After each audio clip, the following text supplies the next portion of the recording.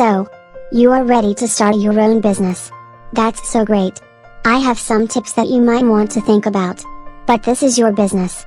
You make the decisions. The first thing we have to talk about is a big misconception that's out there. People always say that entrepreneurs are big risk takers, but that's not entirely true.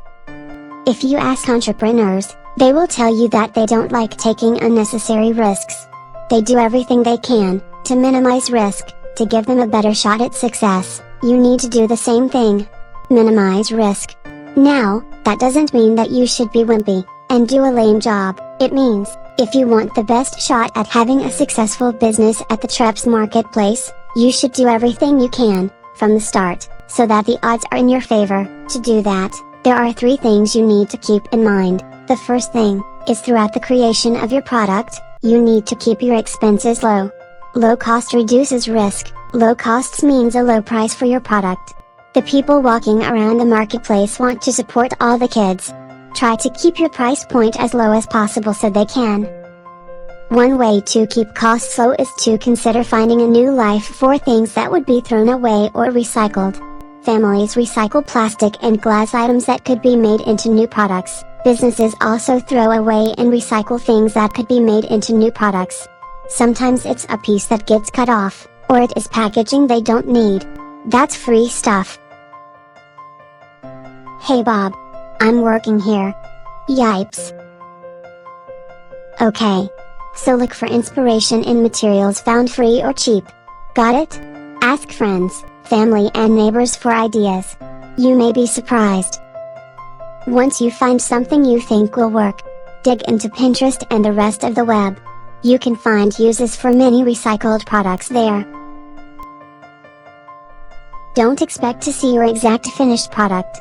You are looking for ideas. Once you get an idea, you experiment until you find some products worth testing, and that brings me to my second point.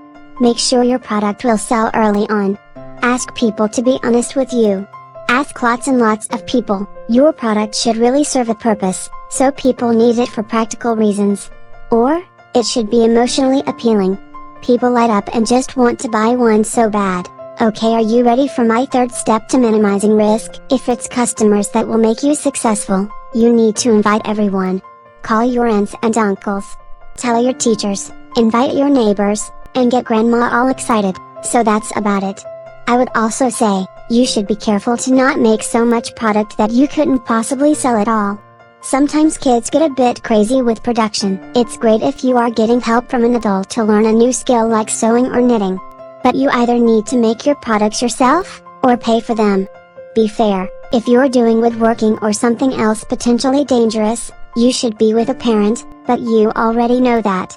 Getting help with a part of the production is fine, whether you make a product from basic materials, or improve on an item you found at the dollar store. You want to be able to proudly explain to customers what you did and why. Now, I'm going to say this again. This is your business. These are just suggestions. You listen, and you think about them. Then you make the decision. Say you have this brilliant product idea that costs more to make, but it's so good that you believe that your plan is not risky. That's okay too. Your business. Your plan. Good luck.